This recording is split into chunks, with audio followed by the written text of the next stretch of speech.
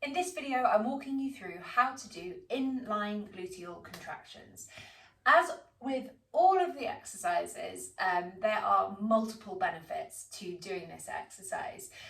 But for some people, I might give them this more to kind of strengthen their glutes and get the femurs rotating in the socket. And for other people, I might give them this exercise more to get their feet working hard. So again, just depending on what's going on with the person, dictates what exercises I give them, but also the why I give them the exercises. But most people will benefit from a combination of the two. So you're not going to see my face in this video, but it's the least important part. My lower body is the more important thing.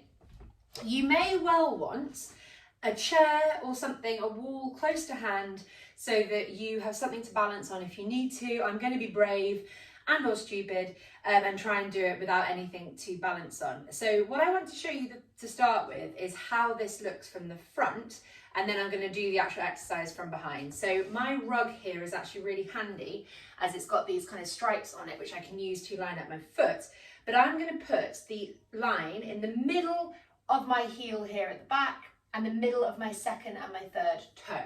And then I'm going to put the other foot directly in front of it in exactly the same position.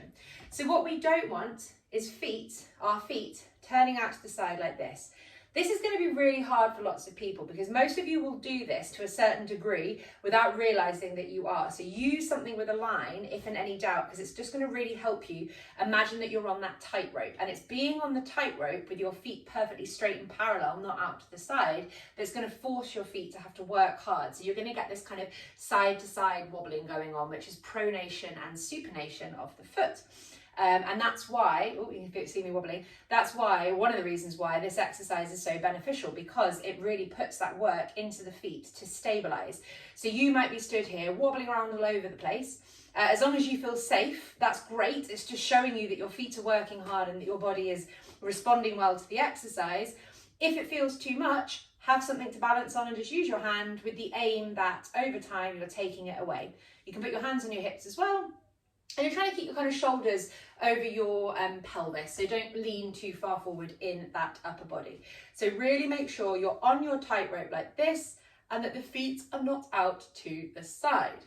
From the side, what we are doing is exactly what I just did from the front view, but just a different angle of it.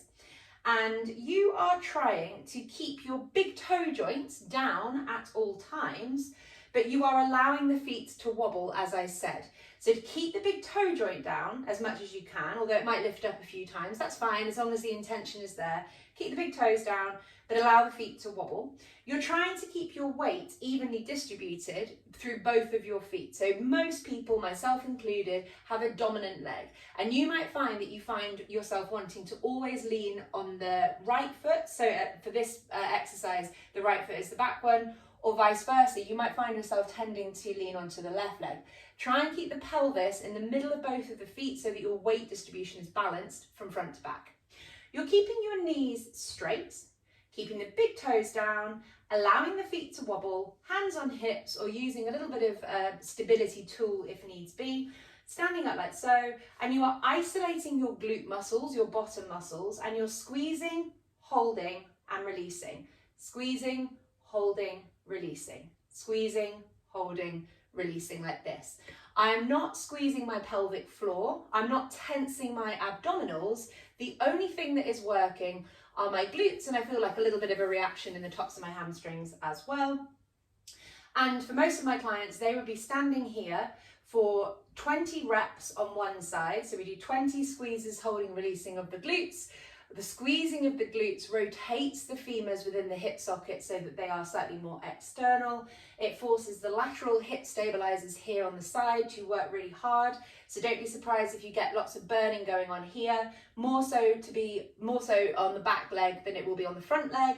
But you are trying to keep that weight distribution level between both of your feet. So you might notice as time goes on that you start doing that shift backwards or forwards again. Try and keep the pelvis there. And that's going to be harder work. Your body is trying to compensate by shifting you to what you know best. And we're trying to upset that routine and teach your body something new. So big toes stay down, the feet wobble, the toes do not creep out wider than the ankles, which might happen if you get tired. and you are keeping the knees straight, and that's going to help stretch out that back hip into extension, and you're squeezing the glutes 20 times like so. You're then going to do it the same thing on the other side, so foot directly in front of the other on that tightrope, straight line, toes and ankles all in a straight line, weight distribution even between both feet, big toes stay down, feet wobble, knees are straight, hands on hips or on chair or whatever you need, or relaxing by your side, whatever works for you, isolating the glutes, squeezing, holding, releasing, squeezing, holding, releasing, squeezing, holding, releasing. And as I said, as time goes on, you'll probably feel more stuff going on this back leg. The hip is an extension, which for most people is quite a difficult position to be in, and it requires a lot of work going on around this kind of lateral hip glute area, which is the purpose of the exercise if we are thinking about it in terms of the hips and the pelvis. And equally, you may also feel that your feet and your ankles and your calves get really tired because they're wobbling so hard, which is fantastic. You're just waking up muscles that don't often wake up. So I would recommend doing one set of 20 like this, one set of 20 like that, and then do that so you do it 3 times in total. Hopefully by the end of the exercise, things are going to start feeling really different. And this is a really good exercise in that you can do it during the day really easily. So if you're waiting for the kettle to boil, you're queuing in a supermarket or something like that, you can cheekily get that out and just start working your feet, your leg function, get your feet talking to your hips better, and work your glutes and stretch off your hips as well. So that is inline glute contractions.